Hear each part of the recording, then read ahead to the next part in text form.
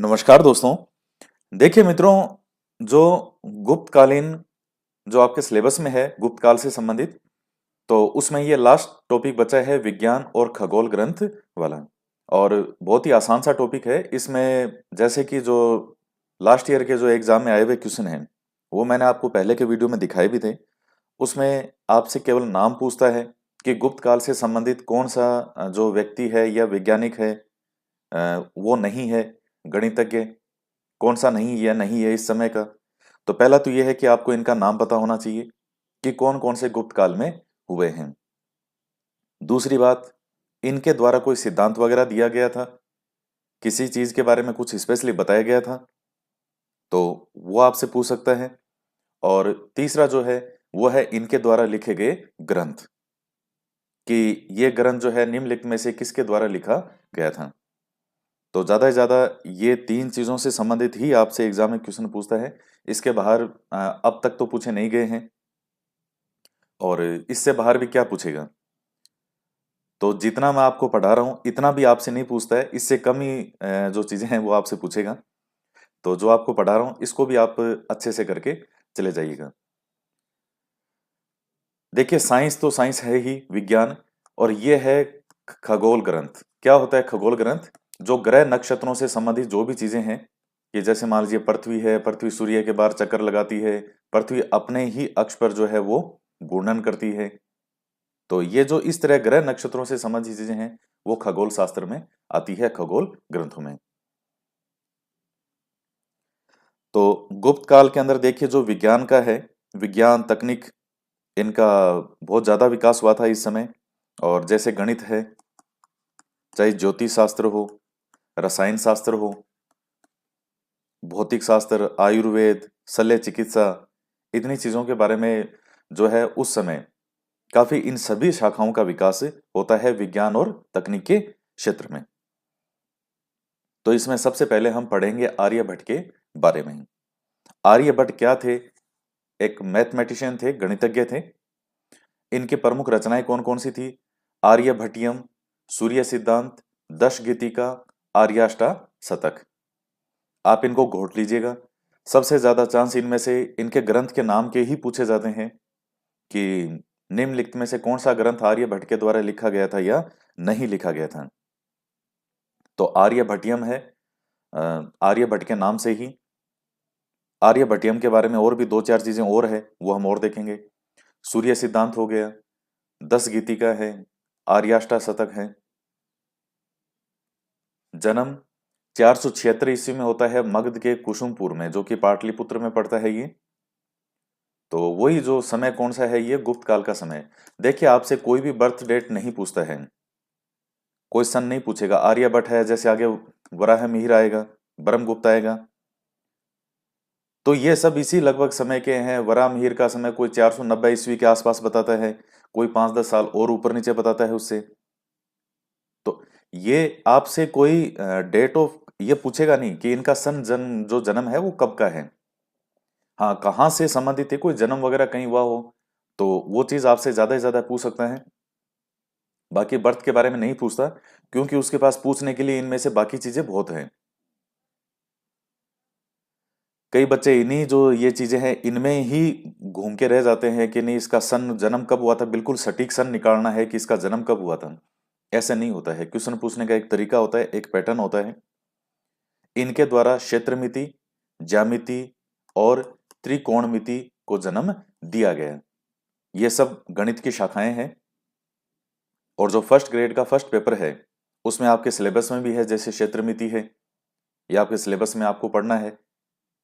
तो ये कई जो शाखाएं हैं मैथ की, इन सबको जन्म दिया गया था किसके द्वारा? इनके द्वारा। तो ये चीज आप ध्यान में रखिएगा। तो बाकी और भी इनके बारे में देखिए कई चीजें हैं। आर्यभट्ट ने मात्र 23 साल की आयु में, मात्र 23 वर्ष की अवस्था में आर्यभट्टियम जो ग्रंथ है ये वाला, केवल 23 साल की उम्र में यह ग्रंथ लिख दिया था। तो ये जो आर्यभट्टियम ग्रंथ है ये खगोल शास्त्र के साथ साथ गणित, इसमें दोनों ही चीजें हैं। थोड़ा सा ये चीज भी आप ध्यान में रखिएगा। जो मैथ की भी बातें हैं और जो ग्रह नक्षत्र वगैरह है इन चीजों के बारे में भी बताया गया है, सूर्य ग्रहण, चंद्र ग्रहण, ये जो इस तरह की चीजें हैं। तो खगोल शास्त्र भी है और गणित शास्त्र भी है इस आर्यभट्टियम में। तो ये आर्यभट्टियम जो ग्रंथ है इसमें एक, जैसे ये खुद कहते हैं कि खगोल शास्त्री सिद्धांतों के सहारे मैंने खगोल शास्त्री सिद्धांतों के सहारे समुद्र में गोता लगाया, समुद्र में गोता लगाया और सत्य ज्ञान से डूबे रतन को अपनी बौद्धिकता की नाव से उबारा। ये लाइन बड़ी मुझे शानदार लगती है। क्या लाइन है, आप लिखना चाहे तो लिख लीजिएगा कि आर्यभट्ट ने अपने इसी ग्रंथ में आर्यभट्टियम में कहा है कि मैंने खगोल शास्त्री सिद्धांतों के सहारे, आप नोट्स में लिखना चाहो तो लिख लेना इसको, कि मैंने खगोल शास्त्री सिद्धांतों के सहारे समुद्र में गोता लगाया और सत्य ज्ञान से डूबे रतन को अपनी बौद्धिकता की नाव से उबारा। तो मात्र 23 वर्ष की आयु में जब यहाँ विद्यार्थी ये सोचता है कि मैं तैयारी किसकी करूं, मैं बीएड करूं या मैं राजस्थान पुलिस की तैयारी करूं, मैं क्या करूं आगे, तो उस वक्त तक इन्होंने आर्यभट्ट ने ये ग्रंथ लिख दिया था। तो ये चीज ध्यान रखिएगा। इसके अलावा जो पाई का मान है, आप जानते हैं कि जो पाई का मान है वो आर्यभट्ट ने बताया था 3.1416 पाई का मान। और बाद में वर्तमान में जब ये शुद्ध पाई का मान जो आया उसमें लास्ट में ये 3.1428 ये शुद्ध पाई का मान आया बाद में जो वर्तमान में। तो आप देख लीजिए कि कितना सटीक इन्होंने पाई का मान निकाल दिया था उस समय 5वीं शताब्दी में। तो 3.14 लास्ट में 16 और इसकी जगह जो सटीक अब पाई का मान है वो लास्ट में 28 है। इतना सटीक मान उस वक्त जो है इन्होंने निकाल दिया था। इसके अलावा और भी आर्यभट्ट के बारे में चीजें हैं, जैसे शून्य का जो महत्व है, शून्य उसका महत्व किसने बताया, आर्यभट्ट ने। जैसे एक वर्ष में जो दिनों की जो हम संख्या की गणना करते हैं उसके बारे में, सूर्य ग्रहण है, चंद्र ग्रहण है, इन सब की व्याख्या की थी इन्होंने। और इसके साथ ज्योतिष का भी इनको ज्ञान था आर्यभट्ट को। ये जो आर्यभट्ट ग्रंथ है आर्यभट्टियम, इस आर्यभट्टियम ग्रंथ के जो है वो 4 भाग थे। कई बार आपसे पूछ लेता है, थोड़ा सा डीपली अगर पूछना चाहे तो आर्यभट्टियम ग्रंथ के 4 भाग थे। सबसे पहला भाग था वो था दश गीतिका, दश गीतिका पाद, ये पहला है उसका जो पाठ है। इसके अलावा और भी है, जैसे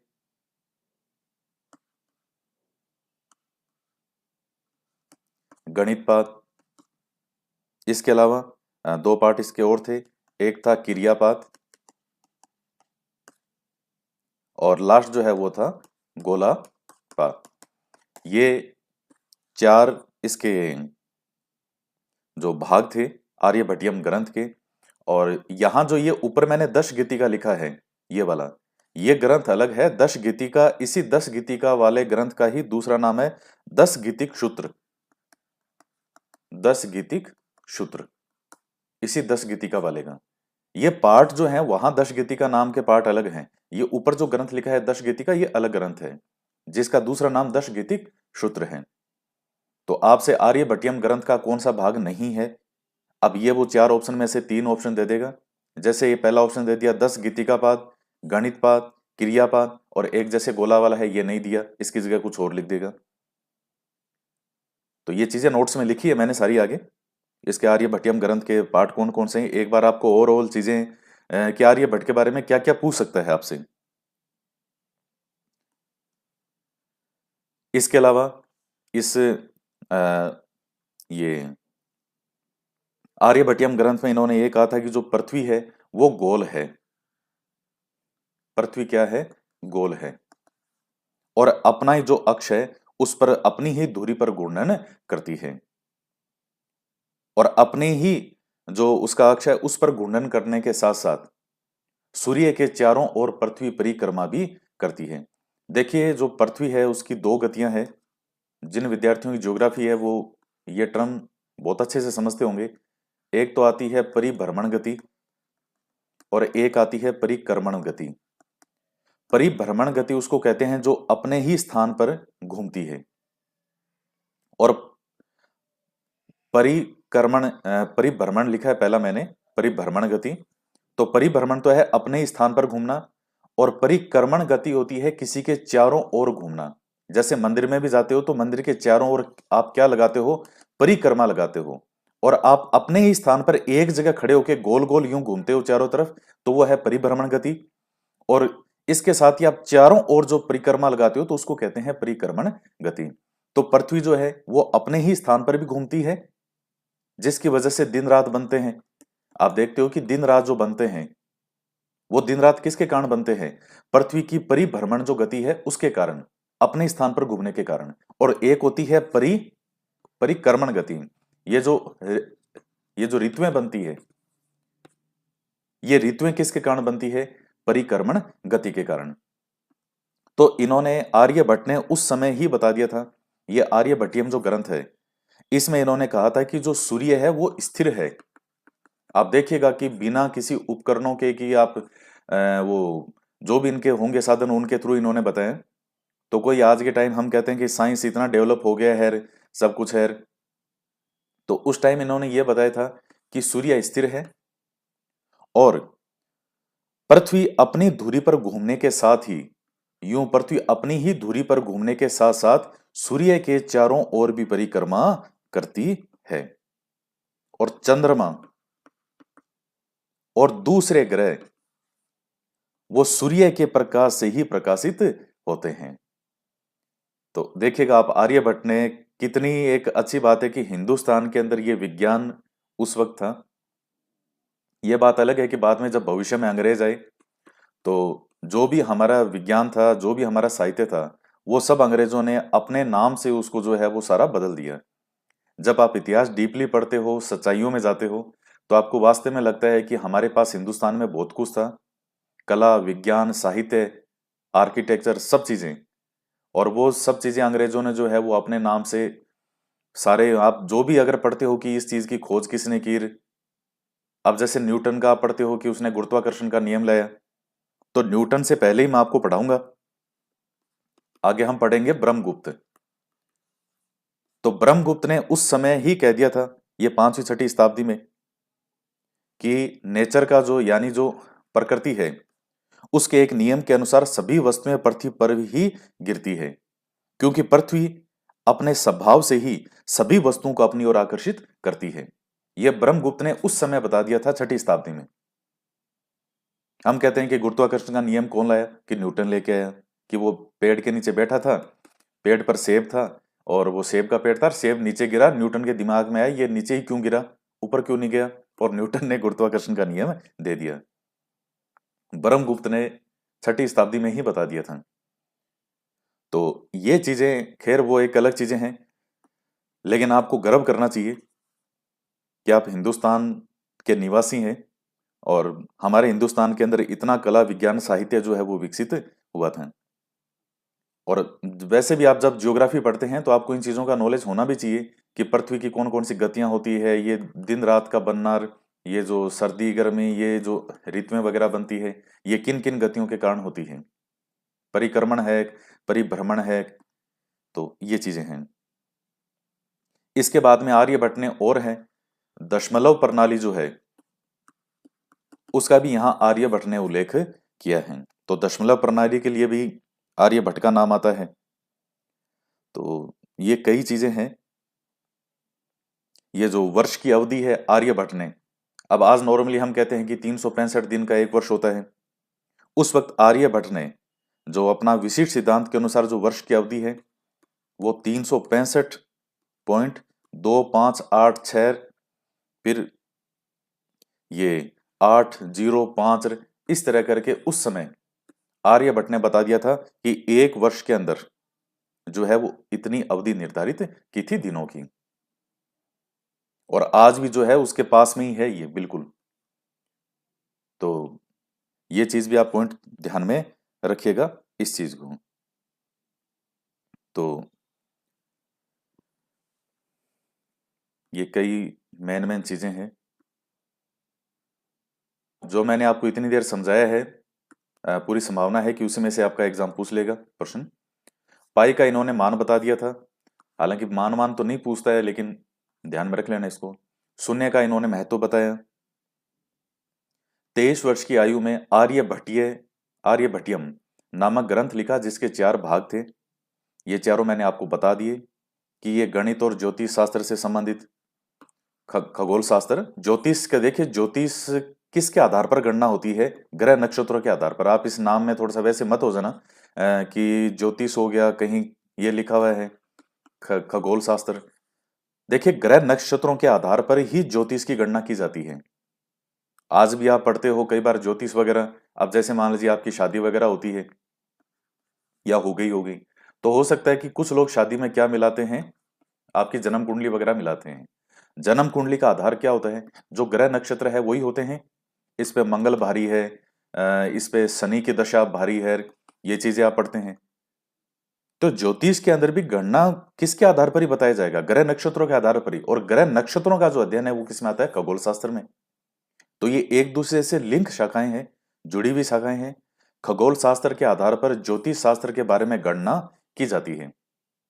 तो सब चीजें लिंक है, गणित के फार्मूले सूत्र वगैरह आ गए, ज्योतिष से संबंधित आ गई, ग्रह नक्षत्रों में सूर्य स्थिर है, पृथ्वी चारों ओर घूमती है, वो सब चीजें इसमें आ गई। तो 4 भाग थे, 10 गीतिका, गणित, क्रिया और गोलापाद, ये 4 नाम है। ये महत्वपूर्ण है, ये आप ध्यान रखना इसमें।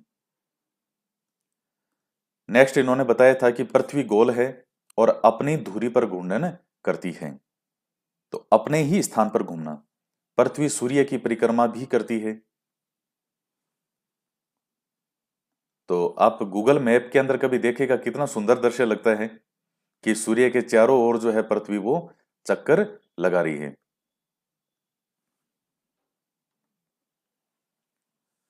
आर्यभट्ट के अनुयायियों को आश्मकीय कहा जाता था। यह प्रश्न देखिए एक बार पूछ रखा है कि जो आर्यभट्ट के अनुयायी थे उन्हें हम क्या कहते थे। तो इसलिए यह पॉइंट भी ध्यान में रखना, जो इनके अनुयायी थे, फॉलोवर्स थे, उनको आश्मकीय कहते थे। प्रमुख शिष्यों के नाम भी कई बार आ जाते हैं, ये पता होना चाहिए आपको। निशंक था, पांडुरंग स्वामी था, विजय नंदी था, प्रद्युमन था, सिरिसेन था, लल था, लाटदेव था। तो ये कई हैं इनके जो शिष्यों के नाम थे। लाटदेव जो है वो इनमें सबसे लोकप्रिय शिष्य था, जिसका नाम सबसे अधिक था। और इस लाटदेव को सर्व सिद्धांत गुरु कहा जाता था। तो सर्व सिद्धांत गुरु कहते थे लाटदेव को। और थोड़ा सा एक फैक्ट और ध्यान रखना कि जो एक इतिहासकार आता है, मध्यकालीन इतिहासकार आता है अलबरूनी, ये नाम आपने सुना होगा। अलबरूनी ने लाटदेव को सूर्य सिद्धांत का रचयिता कहा है। हमने किसका पढ़ा है? आर्यभट्ट का। तो अलबरूनी कहता है कि सूर्य सिद्धांत जो ग्रंथ है उसकी रचना लाटदेव ने की थी, आर्यभट्ट ने नहीं की थी।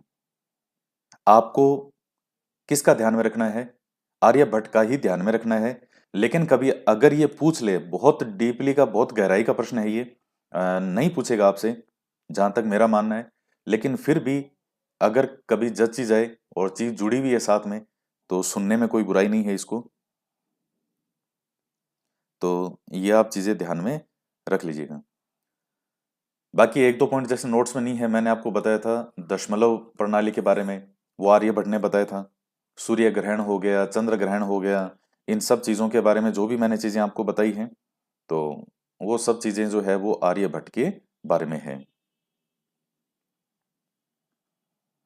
नेक्स्ट अब इनके बाद में आते हैं वराह मिहिर।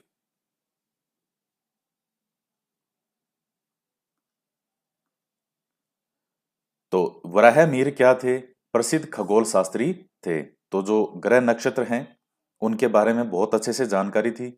और जो खगोल शास्त्री होगा, आप ये मान के चलिए उसको ज्योतिष के बारे में भी गणना होगी, निश्चित रूप से होगी। क्योंकि मैंने आपको बताया फलित ज्योतिष के प्रणेता थे, ज्योतिष का ही है पार्ट है फलित ज्योतिष। तो खगोल शास्त्री थे। अब खगोल शास्त्री होंगे तो चूंकि ज्योतिष के अंदर ग्रह नक्षत्रों की ही गणना होती है, शादी करते हैं, कई वो मिलाते हैं, गुण भी मिलाते हैं। 36 के 36 गुण की कितने गुण होते हैं, शायद 36 ही गुण होते हैं, कितने होते हैं? अ, मुझे याद नहीं आ रहा, सुनने में जैसे कोई 36 के कि 36 गुण मिल जाएं, कि कितने गुण मिलते हैं, इतने गुण मिल जाएं तो अच्छी बनती है दोनों में आपस में, और इससे कम मिलते हैं तो आपस में बनती नहीं है। या जैसे किसी के कोई ग्रह की दशा कैसी होती है तो उसके ये समस्या आती है, ये दिक्कत आती है। वैसे ज्योतिष शास्त्र भी देखिए, हालांकि ये एक चीज सच है, आपको हो सकता है ज्योतिष शास्त्र के बारे में आपकी क्या पर्सनल राय हो या नहीं हो, लेकिन ये चीज सच है कि जो सही ज्योतिष है, ये लोग जो थे, वराहमिहिर हैं, आर्यभट्ट हैं, ये सही अर्थों में ज्योतिष शास्त्री थे।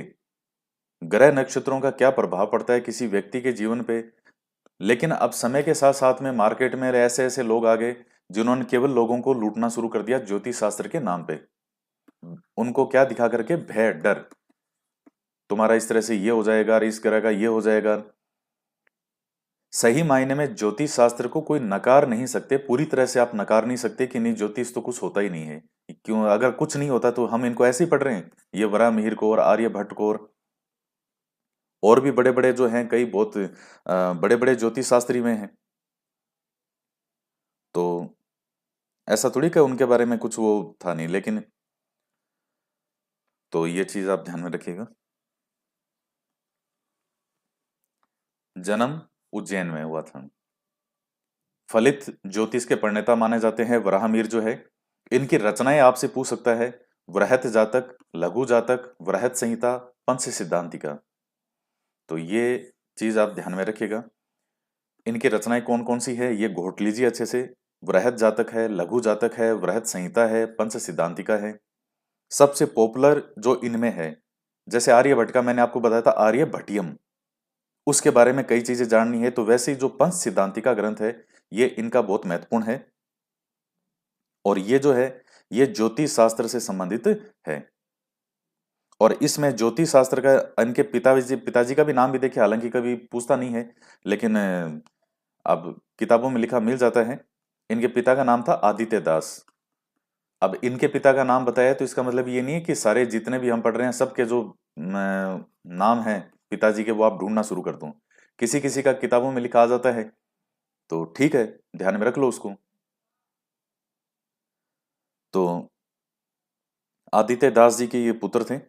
और ये जो पंच सिद्धांति का ग्रंथ है, ये ज्योतिष संबंधी ग्रंथ है। और इसमें तीसरी चौथी शताब्दी के आसपास जो ज्योतिष के 5 सिद्धांत माने जाते थे उस वक्त, ये लिखे हैं मैंने सारे इसमें।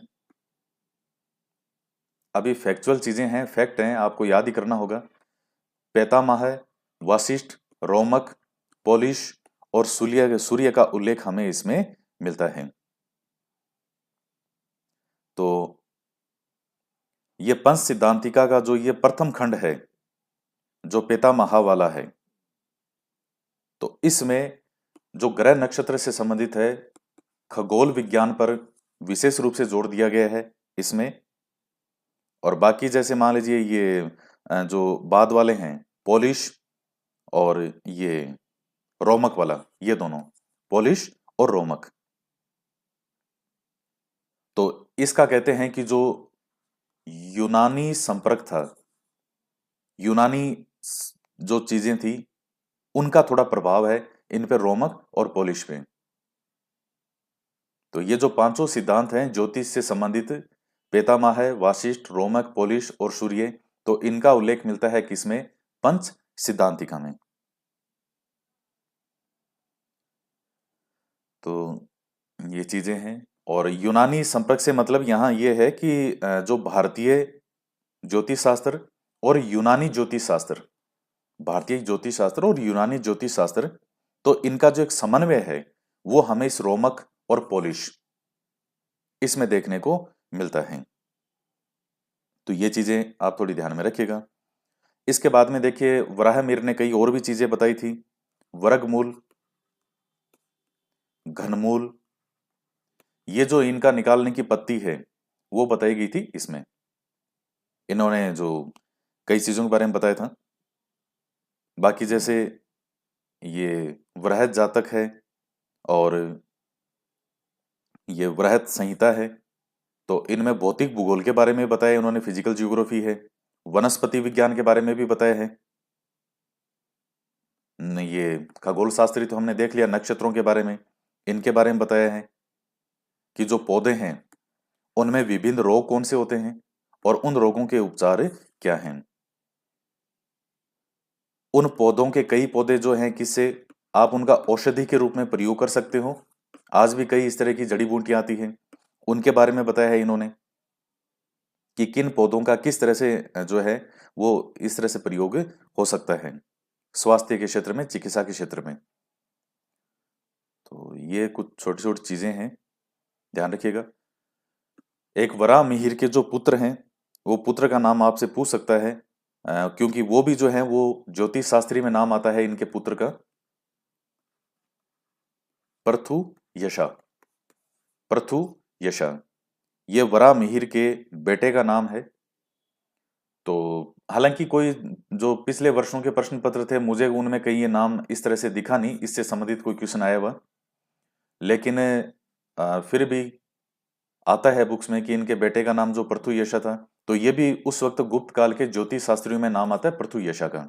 कोई बहुत बड़ा रोल तो नहीं है, लेकिन अब बेटा ही वराह मिहिर का है और प्लस ज्योतिष शास्त्री भी है, क्योंकि जब फादर ज्योतिष शास्त्री होंगे तो फिर बेटा भी आप देख लीजिएगा, जिनके पिता ज्यादातर ज्योतिष शास्त्री हैं तो उनके संतानें भी जो है वो उसी फील्ड में जाती है। जैसे डॉक्टर हैं तो डॉक्टर का बेटा भी पीएमटी सीपीएमटी की ही तैयारी करता है ज्यादातर।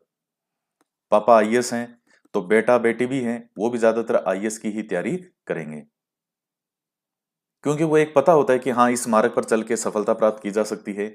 और वो शुरू से बचपन से वो ही देखते हैं तो एक मन में होती है रुचि, कहाँ चलो हम भी इसमें करेंगे। तो थोड़ा सा ये आप इनका ध्यान में रख लीजिएगा। इसके अलावा जो लल है, लल का नाम हमने आर्यभट्ट के जो अनुयायी हैं, ये सब देखिए उसी समय के लोग हैं। वराह मिहिर हो गए, ये आर्यभट्ट हैं, लल हैं, ये जो उनके आर्यभट्ट के शिष्य थे। तो लल ने नक्षत्र ज्योतिष पे जो आर्यभट्टीय ग्रंथ था उस पे एक टीका भी लिखी थी, अ, शिष्यदी वर्दी नाम से। तो टीका क्या होती है, जिसमें थोड़ा भाषा बदल जाती है, जो दूसरी भाषा हो जाती है। जैसे मान लीजिए किसी की भाषा कुछ थी, इन्होंने किसी और भाषा के अंदर वो लिखा उसको। तो ये छोटी मोटी चीजें हैं, तो इनको आप ध्यान में रखना। नेक्स्ट आता है, वराहमिहिर ने वर्गमूल और घनमूल निकालने की जो पद्धति है वो बताई थी। लल ने नक्षत्र ज्योतिष पर शिष्यदी वर्दी नाम से आर्यभट्टीय टीका लिखी थी। तो आर्यभट्टीय जो ग्रंथ था आर्यभट्ट का, और चूंकि लल जो है वो शिष्य किसके थे, आर्यभट्ट के, तो ये पॉइंट मैंने यहां लिख दिया है, थोड़ा आप इसको ध्यान में रख लेना।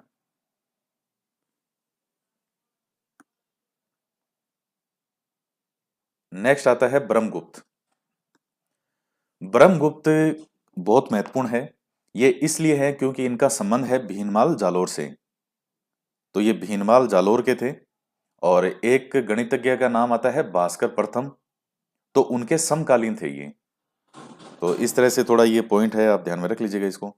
ग्रंथ जो है इनका था ब्रह्म स्फुट, ये सिद्धांत नाम से जो है ब्रह्म स्फुटीय सिद्धांत, ब्रह्म स्फुट, ब्रह्म स्फुटक, इस तरह से ये नाम आ जाते हैं इसके।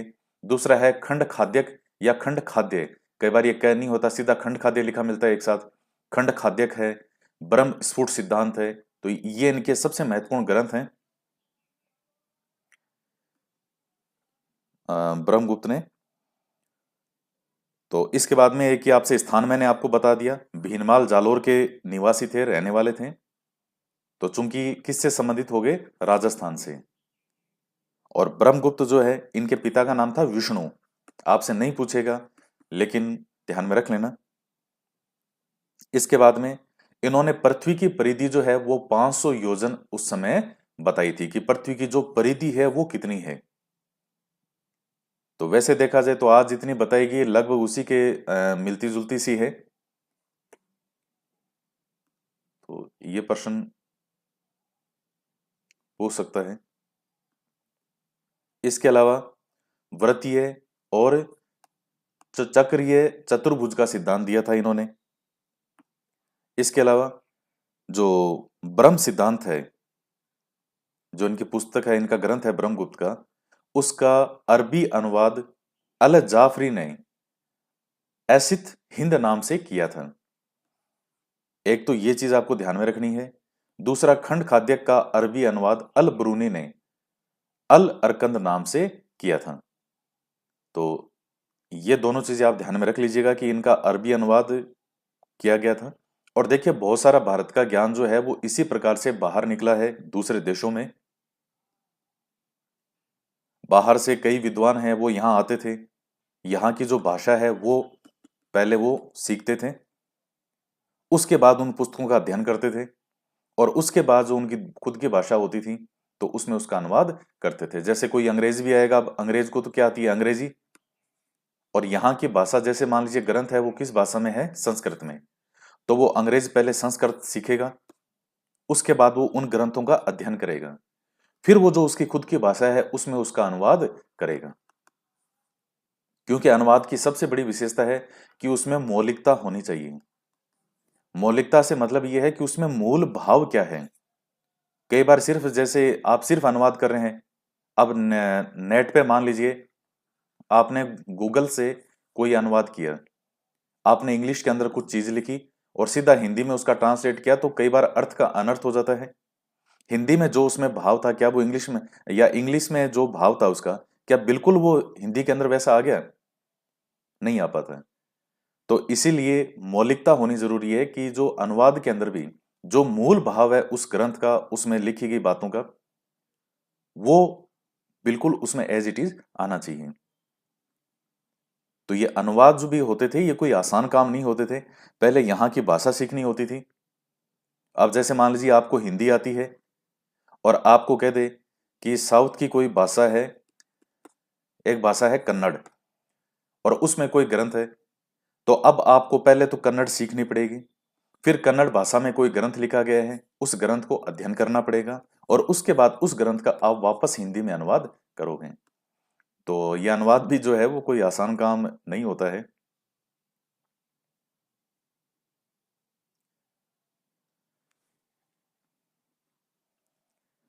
नेक्स्ट है, ब्रह्मगुप्त ने कहा कि प्रकृति के एक नियम के अनुसार सभी वस्तुएं पृथ्वी पर गिरती है, क्योंकि पृथ्वी स्वभाव से ही सभी वस्तुओं को अपनी ओर आकर्षित करती है।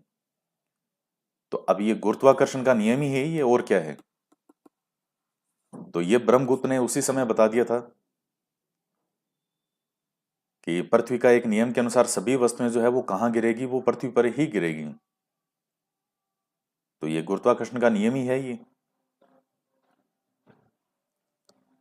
ब्रह्मस्फुट सिद्धांत में समय गणना, खगोलीय पिंडों का अवलोकन करने वाले 9 खगोलीय उपकरणों का भी इन्होंने उल्लेख किया है। तो ब्रह्मस्फुट सिद्धांत ये ग्रंथ जो है इनका, तो उसमें समय गणना के बारे में, और जो पिंड है खगोलीय पिंड जो यानी ग्रह नक्षत्र, तो उनका किस तरह से अवलोकन किया जाए उसके लिए 9 खगोलीय उपकरण भी इनके पास में थे, इन्होंने उसका उल्लेख किया है।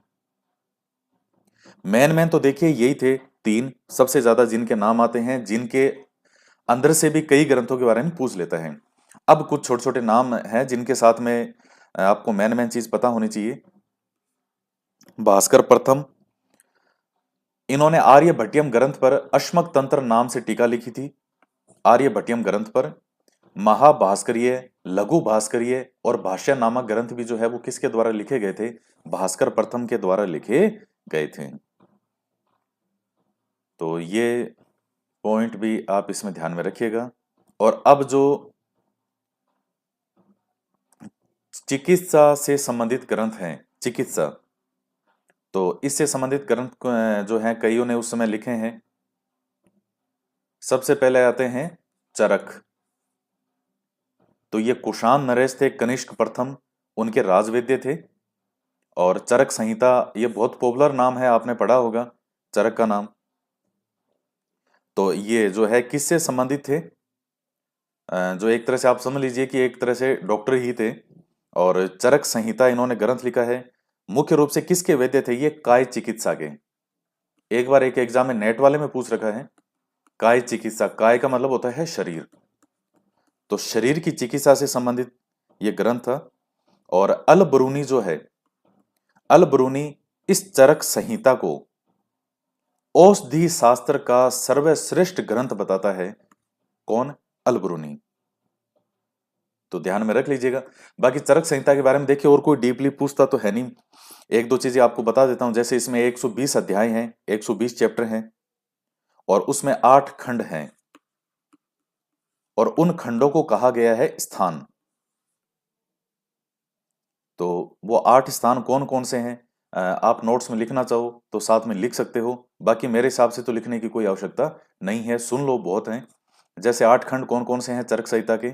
सूत्र है, निदान है, विमान है, शरीर है, इंद्रिय है, चिकित्सा है, कल्प है, और सिद्धि है। तो ये 8 खंड हैं इस चरक संहिता के। सूत्र, निदान और विमान, शरीर, इंद्रिय, चिकित्सा, कल्प और सिद्धि। तो इस ग्रंथ में चरक संहिता के अंदर क्या क्या बताया इन्होंने? शरीर की क्या कैसे होती है रचना, ये गर्भ की स्थिति, गर्भ में क्या स्थिति होती है, शिशु का जन्म, उसका विकास, या जैसे जो मन के रोग हैं उनकी चिकित्सा, ये जैसे मिर्गी, कुष्ठ रोग, ऐसे भोजन जो कि स्वास्थ्य के लिए लाभदायक हों, औषधियों के बारे में। तो कितनी चीजों के बारे में इन्होंने चरक संहिता में बताया है, और यही कारण रहा होगा कि जो अल ब्रूनी है उसने चरक संहिता को औषधि शास्त्र का सर्वश्रेष्ठ जो है वो ग्रंथ बताए हैं। ये आप ध्यान में रखना। ये अल ब्रूनी वाला नेट में पूछ रखा है किसी एग्जाम में, और ये वाला जो अभी मैंने आपको 8 खंड बताए हैं, 8 खंड भी नेट वाले के अंदर ही पूछ रखे हैं, फर्स्ट ग्रेड के फर्स्ट पेपर में नहीं पूछ रखा है। जो सेकंड पेपर विद्यार्थी पढ़ता है जिसके ऑप्शनल हिस्ट्री होता है, उसको जरूर चरक संहिता के 8 खंड कौन से हैं वो याद करने की आवश्यकता होती है। फर्स्ट ग्रेड का जो फर्स्ट पेपर है, इसमें इसके आगे आपको कोई ज्यादा ये याद करने की इसमें आवश्यकता नहीं है, क्योंकि एक देखिए एक लिमिटेशन होती है। आप इन चीजों को थोड़ा कभी कभी समझने का प्रयास करें। लिमिटेशन होती है कि आपको कहां तक पढ़ना है। अब जैसे चरक संहिता के बारे में ही अगर मैं बताने लग जाऊं तो चरक संहिता तो पूरा ग्रंथ है। अब पूछने को ऐसे तो कोई भी कह सकता है सर चरक संहिता के बारे में पूरा पढ़ाओ, चरक संहिता में से मर्जी है वहां से, क्योंकि एग्जामिनर तो एग्जाम में कुछ भी पूछ सकता है। ऐसा नहीं है। हर चीज का एक तय होती है कि फर्स्ट ग्रेड के फर्स्ट पेपर में आपके जो 15 क्वेश्चन हिस्ट्री के आने हैं उसके लिए कहां तक पढ़ना है। तो एक विद्यार्थी का, जैसे एक दो विद्यार्थियों ने मुझे कहा था कि सर ये जो मौर्य और गुप्त काल के अंदर जो अभिलेख वगैरह थे, या जैसे मौर्य काल के अंदर जो शिलालेख थे, गुप्त काल के अंदर जो अभिलेख वगैरह थे, शिलालेख वगैरह, तो उनके बारे में भी आप बताओ। वो देखिए कला साहित्य का पार्ट नहीं है वो, और कोई गाइड वाले अगर इस मैटर को छापते हैं तो वो कोई सही नहीं छाप रहे हैं। जो मैंने मैटर पढ़ाया है इसको तो वो कर देंगे बिल्कुल ही छोटा सा, और बाकी जो शिलालेख है चूंकि वो हर किताब में इजीली उपलब्ध है उसके बारे में पूरा छाप देंगे। शिलालेख अभिलेख है वो राजकीय आदेश थे वो। आप इस चीज को फर्क समझने का प्रयास करें। इसमें पिछले वर्षों के प्रश्न पत्र आप देखो चाहिए, वो राजकीय आदेश थे। अशोक ने जो भी शिलालेख वगैरह लगवाए हर जगह जगह, तो उन पर राजकीय आदेश लिखे हुए थे वो इसका भाग नहीं है आर्ट का, कि जो कला का पार्ट नहीं है वो जो शिलालेख हैं वो कला में नहीं आते हैं।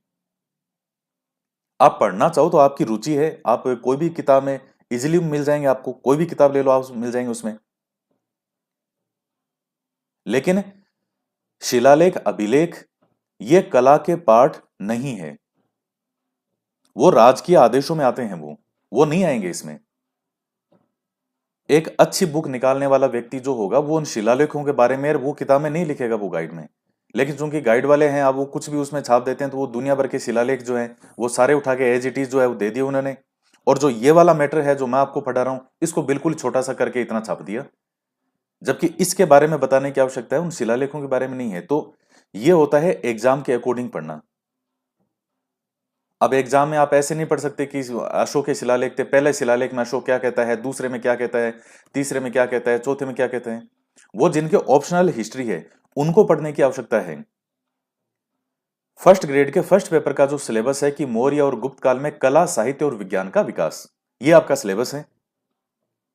तो कला के अंदर राज के आदेश नहीं आते हैं, वो तो राज के आदेश है भाई, जो शिलालेखों के माध्यम से उन्होंने बताए, अभिलेखों के माध्यम से जो इनके ऊपर लिखी हुई चीजें हैं। तो ये होता है सही तरीके से पढ़ाना। इसलिए मैं कहता हूं कि मैं जो पढ़ाता हूं उसके अकॉर्डिंग ही आपको पढ़ना है। बाकी फिर तो ऐसे अथाह भंडार है, किताबें मार्केट में खूब है, आपकी जो इच्छा है आप चाहे पढ़ो। रसायन शास्त्र के आचार्य थे नागार्जुन। तो रसायन शास्त्र से मतलब ये जैसे ये कहते थे कि सोना, चांदी, तांबा आदि जो धातु होते हैं इनमें रोग निवारण की शक्ति होती है। तो जो रसायन से संबंधित, धातु से संबंधित, तो रसायन शास्त्र के आचार्य थे और बौद्ध विद्वान भी थे, बौद्ध भिक्षु और आयुर्वेद के ज्ञाता थे। रस चिकित्सा ग्रंथ इसकी रचना की थी और रस चिकित्सा पद्धति का इन्होंने आविष्कार किया था। तो इसके अलावा एक ग्रंथ और है इनका, रस रत्नाकर ग्रंथ, जिस ग्रंथ में इन्होंने कहा था कि सोना, चांदी, तांबा ये जो धातुएं हैं इनमें रोग निवारण की शक्ति होती है। पारे की खोज किसने की थी? नागार्जुन ने। और पारे की जो भस्म जो होती है, भस्म, वो किसने बनाई थी? नागार्जुन ने उसका आविष्कार किया था। तो पारे की खोज या पारे से भस्म बनाने का आविष्कार जो है वो नागार्जुन का ही है। तो रस चिकित्सा पत्ति जो है वो किससे संबंधित है? नागार्जुन से संबंधित है। यानी रसायन शास्त्र से मतलब कि केमिकल से संबंधित, कौन से केमिकल? यही जो सोना, चांदी, धातु, ये तांबार, पारार, तो ये सब इसके अंतर्गत आते हैं। इसके बाद में ये पाल काव्य हैं, पशु चिकित्सा पर इन्होंने ग्रंथ लिखे थे।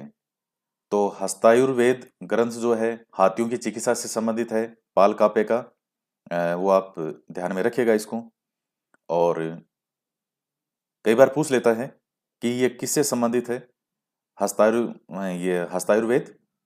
तो यहाँ हस्त से मतलब यहाँ हाथी से है, तो हाथियों की चिकित्सा से संबंधित है। 160 चैप्टर हैं इसमें।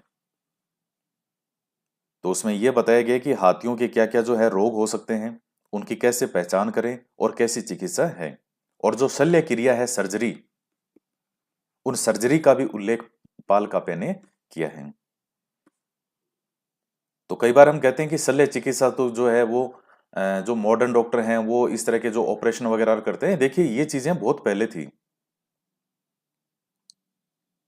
तो ऐसा नहीं है कि आज का ही है। इसके बाद में वाघभट्ट है। तो वाघभट्ट ने अष्टांग हृदय संहिता ये पुस्तक लिखी थी। ये आयुर्वेद का ही एक प्रसिद्ध ग्रंथ है। और अष्टांग संग्रह ग्रंथ, तो ये भी वाघभट्ट का ही है, तो ये आप ध्यान में रखिएगा। इसके बाद में आते हैं आचार्य धन्वंतरी। तो ये चंद्रगुप्त जो द्वितीय था उसके दरबारी विद्वान थे, जो, और इनका जो एक ग्रंथ था निघंटु दरक, निघंटु ग्रंथ, तो ये आप ध्यान में रखिएगा। और ये भी आयुर्वेद के ज्ञाता थे और शल्य चिकित्सक थे। तो ये जो निघंटु ग्रंथ है ये भी आयुर्वेद से ही संबंधित है। तो ये भी चीजें आप ध्यान में रखिएगा। और इनके अलावा जैसे एक आते हैं सुश्रुत। तो सुश्रुत ने लिखी थी सुश्रुत संहिता। और वो सुश्रुत संहिता जो है वो आयुर्वेद का ही जो एक वो ग्रंथ जो है, वेद है अथर्ववेद, उसका ही एक हिस्सा माना जाता है सुश्रुत संहिता वाला। तो उसमें भी जैसे मान लीजिए जो मनुष्य की सर्जरी है उनके बारे में, जो नेत्र हैं उनकी शल्य चिकित्सा, मधुमेह है, मोटापा, तो इन सब से संबंधित मोतियाबिंद, पथरी, ये कई चीजों के बारे में बताया गया है सुश्रुत संहिता में। और एक और ग्रंथ आता है नवनीत कम ग्रंथ। तो जो नवनीत कम ग्रंथ है वो भी आयुर्वेद का ये ग्रंथ है, लेकिन उसका लेखक अज्ञात है, तो वो भी गुप्त काल का ही माना जाता है। लेकिन उसका वो जो राइटर है उसके बारे में कुछ जानकारी नहीं है, तो यही लिखते हैं कि उसका ग्रंथ अज्ञात है। एक शालीहोत्र आता है, शालीहोत्र। तो शालीहोत्र ने घोड़ों से संबंधित ग्रंथ लिखा था, अश्वशास्त्र। अश्वशास्त्र। तो घोड़ों से संबंधित जो रोग होते हैं और उन रोगों की पहचान करके किस तरीके से उनका उपाय किया जाता है, तो ये आ जाता है। और बस ये मेन जो चीजें थी वो सारी आपको मैंने बता दी इसमें। बाकी और कोई इक्के दुक्के कोई नाम कोई, हालांकि मैंने काफी कुछ बता दिया है, फिर भी कोई आप एग्जाम के अकॉर्डिंग जब कोई पुस्तक वगैरह गाइड लो तो उसमें कोई इक्का दुक्का नाम इसमें कोई एक्स्ट्रा साथ में कोई और लिखे हो कि एक दो ये भी था ये भी था, तो एक बार वो भी रिवीजन कर लेना। बाकी मैंने आपको सब कुछ बहुत कुछ बता दिया है, और पूरी संभावना ये है कि जो आपको पढ़ा रहा हूं उसमें से ही पूछेगा। एक देखिए चंद्रगुप्त सेकंड जो था, चंद्रगुप्त सेकंड जो विक्रमादित्य के नाम से गुप्त शासक, उसके नवरत्न, हालांकि आपके वैसे ये टॉपिक नहीं आता नवरत्न का, लेकिन उन नवरत्न के नाम जो है इसके आगे एक पेज और है नोट्स का, मैंने उसमें वो 9 नाम लिखे भी हैं, आप थोड़ा ध्यान में रख लेना उसको। हालांकि वो नहीं पूछता, लेकिन जैसे कालिदास हो गया, वर रुचि है, अमर सिंह है, धनवंतरी है, घटकरपर है, शंकु है, शपणक है, वराह मिहिर है, बेताल भट्ट है। तो ये जो 9 है ये चंद्रगुप्त सेकंड के दरबार में यानी उसके नवरत्न थे। कालिदास, वररुचि, अमर सिंह, धनवंतरी, घटकरपर, शंकु, शपणक, वराह मिहिर और बेताल भट्ट। तो थोड़ा रख लेना ध्यान में, हालांकि वैसे आवश्यकता नहीं है, लेकिन मुझे ऐसा लगता है कि इसमें से कभी नवरत्न का नाम पूछ सकता है। तो ये मेन चीजें थी। और जैसे महरौली का लोहा स्तंभ है तो वो भी गुप्त काल का ही बना हुआ है। तो चूंकि धातु कला से संबंधित कोई ग्रंथ वगैरह ऐसे नहीं मिले हैं, लेकिन वो धातु कला का एक सर्वश्रेष्ठ उदाहरण है कि महरौली का जो लौह स्तंभ है वो आज भी वैसे ही खड़ा है, उस पर कोई जंग नहीं लगा है। तो ये चीजें आप थोड़ी सी ध्यान में रख लीजिएगा।